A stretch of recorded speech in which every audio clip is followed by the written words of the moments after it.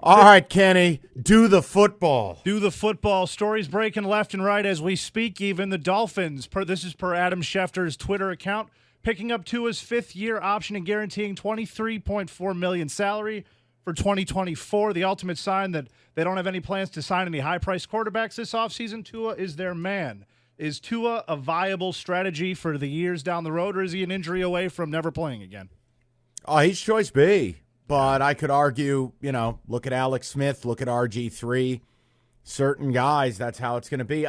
Kenny, the bottom line is I use my own team's decision. They turned down Daniel Jones' fifth-year option at 22.5, and they paid dearly for it. I think if you're the Dolphins, you pick up the option, you buy yourself a little bit of runway.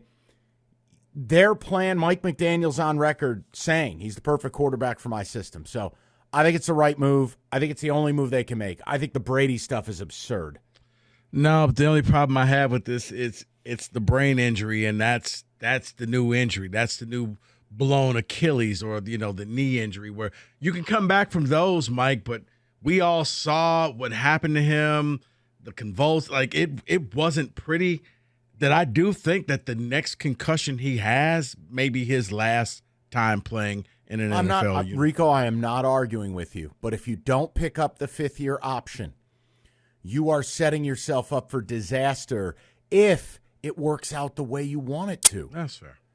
You know what I mean? I am not arguing what you're saying in the least. I just think if you're buying yourself another year. I think you have to, and you're doing it cheap. So scrolling through some NFL news, I came up across two articles regarding Geno Smith per Pro Football Talk, Mike Florio. First saying Seattle can move on from Geno after 1 year, $28 million, similar to the Derek Carr deal. Second, about how GM John Schneider and Pete Carroll gushing about Geno's work ethic and perseverance. So I'll ask you guys, what's the truth with Geno? Is he actually that guy, or is he just a flash in the pan? I think he's that guy right now. But I have never believed that Seattle would ignore the quarterback position, picking as high as they're picking. Kenny, they're in the position the Lions are in. Are you going to pick this high again? Mm-hmm. If the right guy falls, I wouldn't be shocked. Would you, Rico? I wouldn't, because the thing is, unlike Goff, Geno's a little older. So just age is saying he's not going to be your long-term investment. But I think, Kenny, he's in the right place. Like, Seattle works for him. And sometimes it's not being a great quarterback. It's just you got all the pieces around you that you can make this thing happen. And like Matthew Stafford. Man, you know what? Even long distance, the man can read my notes. Because I was about to say. Even sequestered in the bubble. I'm here like for you. Matthew Stafford. Rico, you're basically my work wife. I spend more time with you than my own wife during the week. Of course I know what you're thinking. I'm not really comfortable with I that. can just You move on should to the be. next one. You should I'm be. not really comfortable. I'm just saying, when you do radio with somebody, I spend 25 hours a week around you in direct contact. So some more quarterback news. Per Diana Rossini, the Saints have offered Jameis Winston an ultimatum. A reconstructed contract, basically a pay cut, that he has until Wednesday at 4 p.m. to accept, or he'll be released. What's your reaction to that, and does he have enough value on the open market to just say, I'm out? Here's your crab legs and a pink slip. GTFO. Yeah, I think if you're Jameis, this is where you got to sit down with your family and your agent. You got to be honest with yourself. If you leave, you're a backup at the most. They're telling you, yeah, you'll be our backup guy, and we'll pay you half your salary. Or you can take – it's cold out in the streets, Jameis. I just got to say that. You may want to just take that deal and stick around. So more Diana Rossini reporting on Eagles. Darius Slay saying the Eagles are allowing him to seek a trade. This is him looking for a new deal. Where it makes sense is a landing spot for the 32-year-old corner. Right back in Philly. I think this is a negotiating ploy, boys. He wants to stay in Philly. I think this is about they can't agree on the money and the very real possibility of having to leave, having to go somewhere undesirable. I would imagine he would find his way home. And if you're Philly, remember something, guys. A quick Google search will show you they could potentially lose as many as 7 defensive starters. So I don't think they're going to be quick to just punt on Darius Slay. I think it's a little bit of negotiating. How much of this do you think it's what they're talking with Matt Patricia, bringing him there? No love lost between those two, Mike. Yeah, I don't get the Patricia thing. I don't know why anyone would employ him. Complete disaster of a human being. Some people fall up in life. Lane Kiffin. And now Matt Patricia. So some news on Aaron Rodgers, potentially more signs he could be heading to the Jets. Sauce Gardner making good on a promise to burn his foam cheese head that he wore at Lambeau if Rodgers became a Jet. He just burned it. Rico, you're the work wife. You know Sauce and his family. Do you think he becomes a Jet? Okay, this will not be a thing. I'm just telling you right now. This will not be a thing.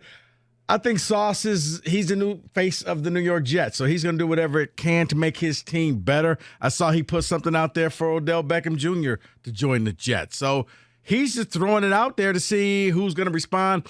And in 2023, you know how it used to be private phone calls, Mike? Now it's Instagram. It's putting stuff out there socially to kind of put the pressure on the other person to either say yes or no. It's almost like the marriage proposal at a ball game. So the Seahawks. I ain't got nothing to add to it. This is the guy who has Sunday dinner with the sauces. I have nothing to say. That's why I had to ask him. He's the expert in the field. He is. The Seahawks open back up communications with Bobby Wagner. They're talking about a, quote, awesome contract with the linebacker. Can Seattle mend the fences actually with Wagner, or if not, where does he land? No, I mean, of course they could. They have the familiarity angle. But this is where I need the Lions to be bold. You know, I understand what's going to happen. Fans will make excuses for Brad Holmes and say, oh, well, it's difficult. It's hard. Wah. I don't want to hear it.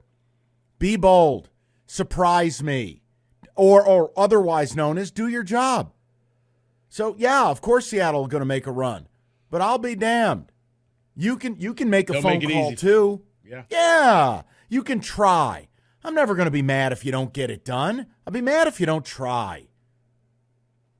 Something else I came across, the XFL, in case you have forgotten about the XFL. Well, apparently a lot of other people have. Their Week 3 viewership down 11% per Sports Business Journal. How can networks keep justifying these non-NFL leagues if these ratings keep dropping? Is anybody watching? Let's go to our media market expert, Rico Moonves.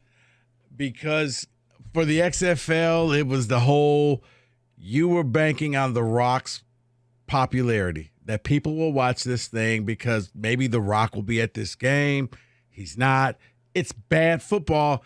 And, Mike, for years, people have been trying to come up with that spring football league because we all know people love it, but we like name brands. We don't like the generic version, and that's what the XFL and the USFL are going to be.